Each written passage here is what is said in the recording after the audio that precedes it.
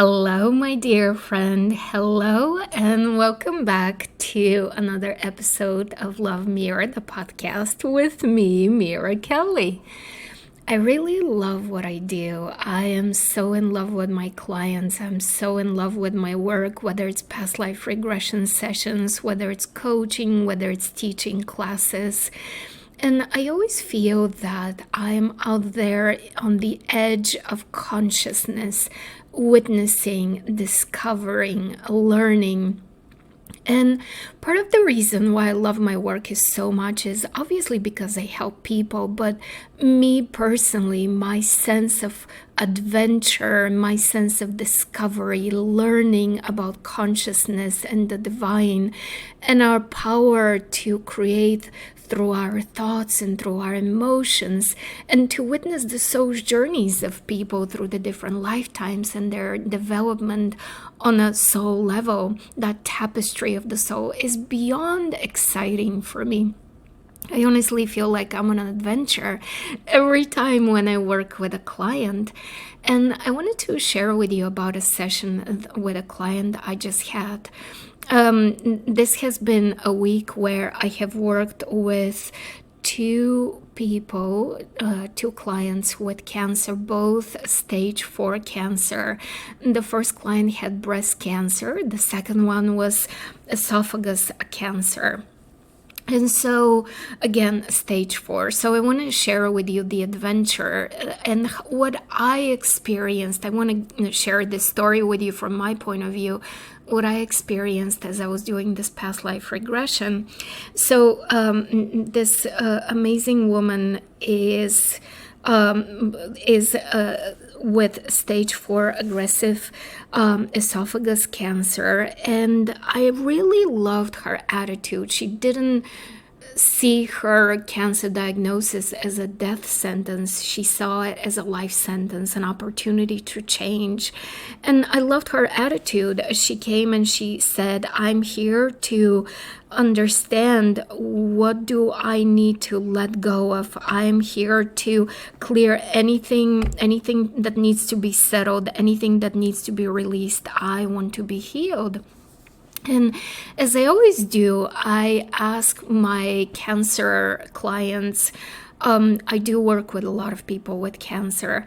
I always ask, what is your why? Why do you want to heal? Why do you want to live? And I loved her why. I loved her reason, because you see, the reason why is incredibly important. That clarity gives us the extra strength to go the journey, to really commit to the work that I ask of people when they work with me, especially when we do coaching, because that process is very much geared towards, let's get you to the finish line. Let's get you to you being called a medical miracle by your doctor. And I have had results like that with clients. So knowing the why is very important. And so, as we always do, as I always do when I do past life regressions with people, is I ask them to share with me whatever they feel is relevant for me to know. My work is not just a technician. I want to highlight that. It's so much more. Oh my God, so much more. I'm not just executing a process. I'm bringing in my intuition, my perception, my learning, my experience, everything I've accumulated over the years in working with people, my own study of consciousness and the divine. So there's so much that goes into it from my own end. And so, as she was sharing with me about her present life, about her cancer journey, where she is right now with the treatments, she spoke to me about wanting to forgive her mom and how she has done all this inner work. And there are so many pieces that she has cleared, and there was still a little bit holding on with mom. I took a note of it. Then we spoke about her goals for the future and the questions she was having. I'm saying this to share with you that I just simply listen. and then she, just towards the end, it was more of an afterthought. It was more of, let me just mention this. She mentioned that she has a deathly fear of vomiting and choking, and how she's been working on finding her voice, and she has been deathly afraid of vomiting. And again, I was just listening and writing. What is so interesting when I do this part of working with people, when I do a past life regression with people, is I literally just listen. There is nothing else going through my mind. Long ago, I had learned, many years ago, I had learned that even if I try to guess based on what the person is sharing with me, what could have happened in other lifetimes, what could be the root cause of their main core challenge, even if I were to guess, I'm always wrong. I'm always wrong. The divine and soul wisdom and soul trajectory and soul learning is always so much more grander than what I could possibly imagine. And so that's why I just simply listen, and there's really no judgment going through my mind. I remember one time I was working, there was really no judgment, because it's just human experience. I don't care. I'm just really listening so that I gather the details. I remember one time I was working with a client, and he was saying to me something that was so out there, and it was just so out there, and the topic of judgment was fresh on my mind, because another client had said to me, Mira, I really appreciate how you're not judgmental, and so that thought was fresh on my mind. And so as this client was saying things, I thought of that comment that I don't judge people, and I said to myself, Mira, this is really crazy stuff right here. I mean, really, it's about, now it's about a good time for you to judge. And another part of me responded, yeah, no, nah, not worth it. Not why I'm here. So I'm telling you this to share. I really just listen. There isn't even anything in stacking in order, none of it. I'm just listening. And so we dive into the regression part, and the client is experiencing a lifetime where she was a servant. We looked into the relationship with her mom, and she was a servant, and the woman she was serving, who was the one she was a slave to, was yelling at her for having a responsibility and not getting it done, and how she felt so shameful, and this wrath was just so out of proportion, and it was always directed at her, and never felt good enough, and just and all of that. And so there was definitely a very good lesson, a very good clearing and healing when it came to the relationship with the mother. And then we experienced something else that was about forgiveness again, super great healing and clearing. And then she experienced a lifetime where she was doing this work, and in this life she met a partner. She was a woman, and she met a man who really loved her, and she made the comment that there's no service here, that she simply deeply loved. And in this moment, when she said no service here, I have no idea where this intuition came from. Just something clicked in my mind, and I said, oh my God, I understand what this Cancer is about. This Cancer is about not being willing to receive the gifts of life, the nourishment of life, the love of life, the sustenance of life. And so it was just such a little moment, and that's the reason why I'm sharing this process of how it all clicked in my head, because it was just so delightful for me. And so I guided her to experience, for us to understand the root cause of this refusal to receive, this refusal to receive nourishment, food, sustenance, love, everything that is out there. And she experienced two very distinctive scenes when she was a little baby. There was vomiting, and her mom was really frustrated with her, and not knowing what to do with her, was shaking her up. That was the first scene, and the second scene. In the second scene, it was a past life. So the first scene was this present life, being a baby. She was remembering that.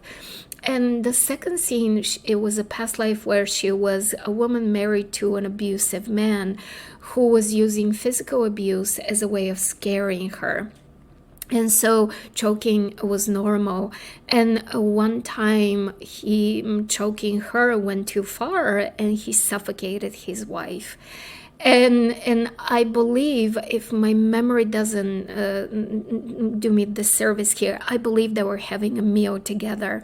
They were sitting at the table together. So there was the connection in both instances of the choking being connected to food and to people who are supposed to love us and love her and protect her, but in fact they were doing the opposite. They were aggressive and they were harmful. So that's when when I got that connection, when I said to you earlier, when I heard about service, and I was like, oh my God, I understand what this cancer is about. Then I looked towards my notes about the deathly fear of vomiting, and I was like, oh my God, there it is, all coming together. And so her psyche had made her this connection, her subconscious, having experienced the choking from the husband in a past life. In this life, had made the connection as a little baby. Her subconscious had made the connection that love and nourishment are not safe. There was this linking of the two that was done in a very harmful to the body way, because she has to eat. We need to eat, even though there's the protective mechanism of needing to protect ourselves from being abused, and food was seen as the way that abuse was being delivered, right? And so the food intake is how the control begins to happen, so that the protection is created, right? So the esophagus goes into a protective mode, the body goes into a protective mode, so that there's not another moment of abuse and hurt and death being delivered through love, supposed love, and food. And so there's this conflict of whether the person should take the food in and the nutrients in, and there's a deep distrust of love, right? Love is poison, love is murder, love is pain, love is something that should be pushed away. And everything that comes from the universe, whether it's food, whether it's love, is done much in the same way.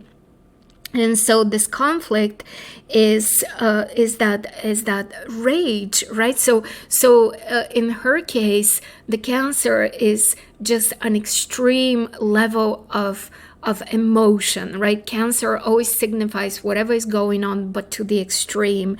And so when she was talking to me earlier about vomiting, she talked about being deathly afraid. Not just afraid, not just a little afraid, not just a lot afraid. It was deathly afraid, right? The intensity of the emotion was extreme. And so that rage, that hate, that fear of hate and rage was just bundled with nourishment. And so do you understand also now how, because that issue was related to the mom, even though the client had done all this healing work earlier in life, she was still holding on to a piece of the imbalanced relationship with her mom. She hasn't fully let it go, because it wasn't about the mom. It was about the nourishment, about what love and nourishment tied together meant. And so we worked on healing that, because think about it, there were many lifetimes where she had experienced food to be safe, and that's exactly what I guided her to experience. Lifetimes where it was safe for her to receive love and food, and she experienced beautiful moments. In this lifetime, she's in a wonderful relationship where she is in love and with her partner. And so it was the understanding of, wait a minute, this rule that food and love mean poison is a very skewed rule that is not based on reality. It's based on two instances. It's based on one lifetime and an instance in this life that scared the psyche. And so we worked on healing all of that. And so at the end, when the client and I were speaking, once I brought her out of the regression, I spoke to her and I said to her, all your life you have been focusing on finding your voice and developing your strength in saying no and expressing your opinions. And that's wonderful. You've accomplished it, because she was coming through with such strong and centered personality, and I was admiring that.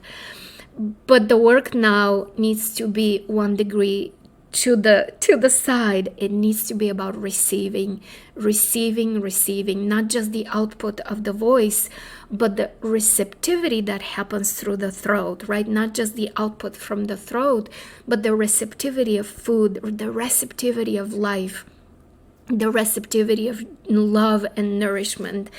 And she was I loved her comment. She was really understanding and connecting with this, and it was really speaking to her. And I loved her comment where she said to me that prior to her diagnosis, she had a couple of restrictions happening in her esophagus, to the point where all the food she consumes has to be mashed up. It has to be pureed so that she can actually ingest it, because the esophagus doesn't let food in.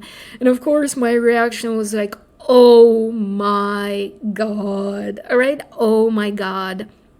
And when we were done with this regression, it was just, again, that feeling of being madly in love with my work, because it really allows me to use my intuition, my gifts, my talents. It allows me to receive input and guidance from my soul, from the divine, whomever guides me, whomever gave me that brilliant realization to help the client, and to really set her on her healing, emotional healing path. It's just really astounding. This is the kind of stuff that I'm extremely blessed that I have been able to develop over, oh my God, more years than I can remember to count doing this work. And obviously to be able to offer that to you as a client. And so it was just so fulfilling. My cup is so filled up when I work with people, and it means the world to me. And so I want to invite you, if you want to work with me, if sharing the stories pulls at you and you say, oh wow, there's something in there for me, I want to work with me, or please reach out to me. The beauty of past life regression is that it goes for, it can go and work on anything that you need help with. It's not just cancer, it's not just health, it's everything: purpose, love, relationships, money, everything. And to me, you working with me will give me so much emotional and spiritual nourishment. So I thank you ahead of time, so that I get to keep falling in love with my work even more. Thank you for that. So I look forward to those of you who feel pulled, because I always put it out to the universe. Bring me the people who are ready to heal. Bring me the people who are ready to change, because I know exactly what to do to help them. So email me, info@mirakelly.com. I love you, and I'm so grateful I was able to take you on this emotional journey of how profoundly adventurous my work is, and how much it gives me and how much it gives the client. I will see you soon. Meanwhile, I love you. Bye for now.